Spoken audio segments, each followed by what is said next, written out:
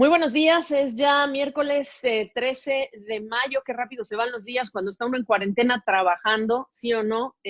Tengo el lujo de poder platicar con Mauro Guillén, profesor de lo que es International Management en esta muy reconocida escuela a nivel mundial, el Wharton School of Business.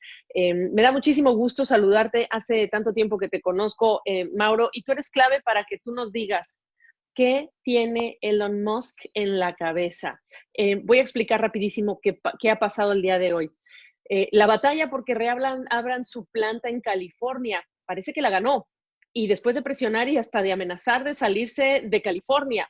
Este es un empresario muy conocido, muy popular, no sé si querido porque despierta a todo tipo de pasiones, pero el tema es que después de poner presión, de demandar, de ir directamente a la fábrica y decir si van a arrestar a alguien, arréstenme a mí, pues ahora la autoridad dice que sí van a reabrir. ¿Cómo estás? ¿Qué tiene Elon Musk en la cabeza?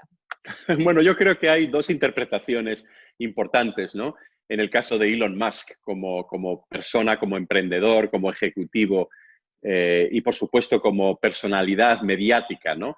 El primero es uno más psicológico y es que yo creo que él tiene siempre un afán de protagonismo y entonces ha visto una oportunidad ahora de convertirse en un líder en toda esta pandemia, de decir, pues voy a abrir mi factoría y voy a conservar los puestos de trabajo a pesar de lo que digan las autoridades del condado, ¿no? De Alameda, donde está situada la fábrica en Fremont, California.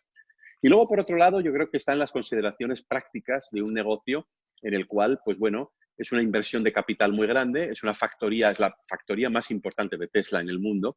Y evidentemente, si esta factoría está parada, pues esto supone un coste muy grande, ¿no? De tenerla parada. Y por lo tanto, yo creo que hay consideraciones psicológicas en términos de quién es el personaje del que estamos hablando y por otro lado, consideraciones de negocio, ¿no? De que ve que hay una demanda por los Teslas y que quiere satisfacer esa demanda, pero claro, si tiene la factoría parada, entonces pues no puede hacer negocio. Ahora, no está solo. ¿Cuántos empresarios no quieren abrir o reabrir operaciones? Es simplemente que él es más visible y eso quizá le da este mayor poder. Pero cuestionar a las autoridades en California, ¿qué le va a representar como consecuencia una vez que pase la pandemia?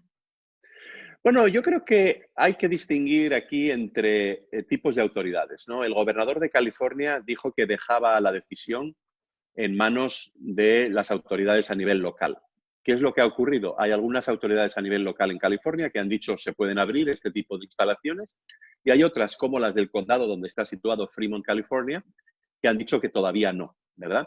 Entonces, la pelea en realidad no es ni con el gobierno federal ni siquiera con el gobierno estatal del estado de California, es más bien con el gobierno de Alameda. Y claro, es un gobierno relativamente pequeño, una empresa como Tesla que tiene decenas de miles de trabajadores en esa zona, aparte de los empleos inducidos, ¿no? De los empleos en los suministradores, etcétera, pues claro, tiene mucho poder de negociación.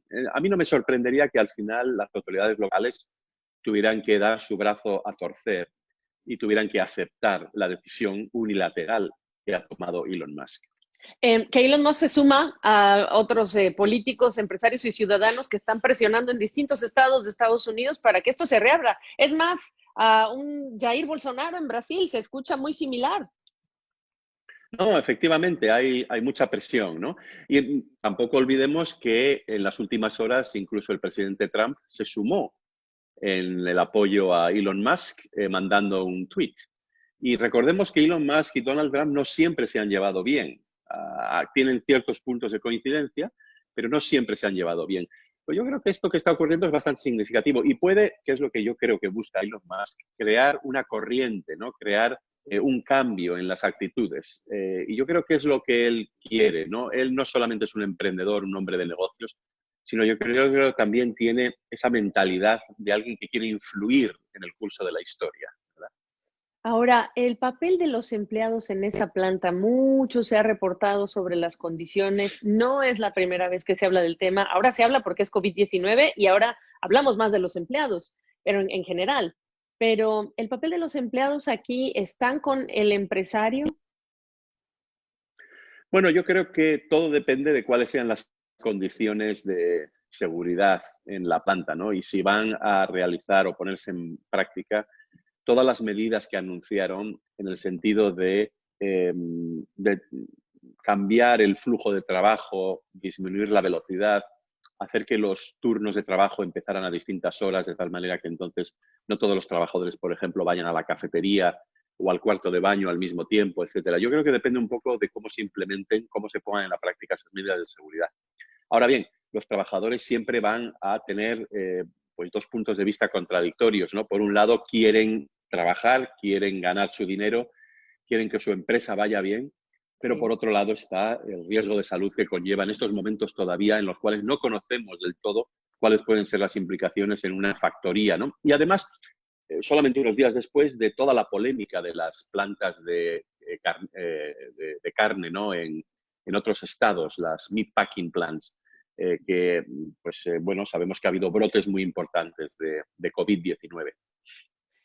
¿Cómo ves tú el papel de los empresarios como Elon Musk presionando a la autoridad, cuando la presión de la autoridad es que no se enfermen más personas, no mueran más personas, no colapsen los hospitales, y en la ciencia aquí es parte del tema, de la discusión?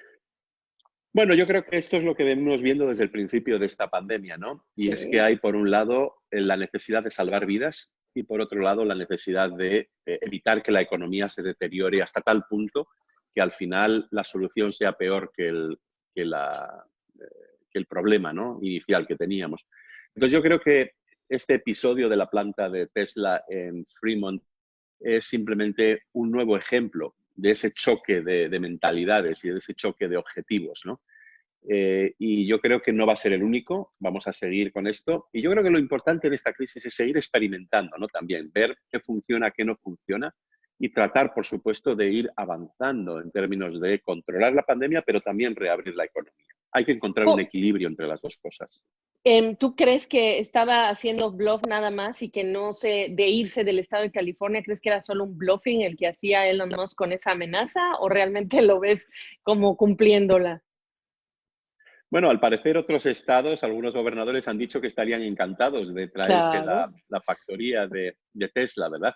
Ahora, bueno, no es fácil trasladar de una semana para otra una fábrica de automoción como esta, ¿no? Entonces es una decisión complicada, evidentemente. Ahora, a largo plazo sí que existe competencia entre los estados y competencia entre los distintos lugares para atraer inversiones. Entonces, pues bueno, puede tener un efecto, un cierto efecto. Pero yo creo que no creo que esto vaya a ser un efecto duradero, porque tarde o temprano la economía en la mayor parte de los condados de California va a abrirse, ¿no? Entonces, Claro. tarde o temprano también el condado de Alameda va a abrir sus puertas a los negocios. Mauro Guillén, ¿qué lecciones de management nos deja el caso de Elon Musk, acaso? El capítulo reciente de la cantidad de polémicas que ha protagonizado Elon Musk, que incluso lo hicieron a un lado de su propia compañía. ¿Qué lecciones nos pones, nos acotas? Bueno, yo creo que hay una elección de liderazgo, ¿no? Hay un tipo de liderazgo que se llama el liderazgo carismático, ¿verdad? Y Elon Musk es ante todo un líder carismático, es un líder que se ha forjado a sí mismo, que vino a Estados Unidos como emigrante y no tenía dinero y resulta que ahora es un multibillonario, ¿verdad? Ha sido un emprendedor muy innovador en servicios financieros, en el sector del automóvil, en muchas áreas de la economía. Y bueno, pues yo creo que la lección es, hay beneficios de ese tipo de liderazgo carismático, pero también hay limitaciones, ¿no? Yo creo que Elon Musk a lo largo de los últimos meses y años también ha tenido momentos en los cuales se ha equivocado, ¿no? Ha hecho declaraciones, por ejemplo, típicas de un líder carismático, pero que le han hecho daño a su compañía, por ejemplo, en términos de su cotización en bolsa o de su capacidad de atraer inversores. Entonces, yo creo que la lección es, sí, los líderes carismáticos en ciertos momentos tienen su papel que jugar, pero también hay desventajas ¿no? en el comportamiento de este tipo de liderazgo. Mauro Guillén, gusto saludarte. Gracias por ponernos en perspectiva lo que tiene Elon Musk en la cabeza. ¿Qué dirías tú? ¿Qué tiene Elon Musk? ¿Mucho ego? ¿Mucha estrategia? Yo creo que las dos cosas. Elon Musk es irrepetible, es único. No creo que volvamos a tener otro Elon Musk en muchísimos años, ¿no? Es un genio, ha creado muchos puestos de trabajo, ha creado mucha riqueza. Y me gustaría recalcar que es un emigrante en Estados Unidos, es decir, que Fíjate, ¿qué tienen en común empresas como Google, como Facebook, como Tesla, como muchas Amazon. otras? Efectivamente, y es que han sido fundadas o cofundadas por emigrantes, ¿verdad? Y yo creo que esto es muy importante también tenerlo en cuenta. Qué mejor nota para cerrar esta conversación. Te agradezco mucho la clase, Mauro Guillén. Hasta una próxima oportunidad. Muchas gracias. Hasta pronto. Gracias a ustedes.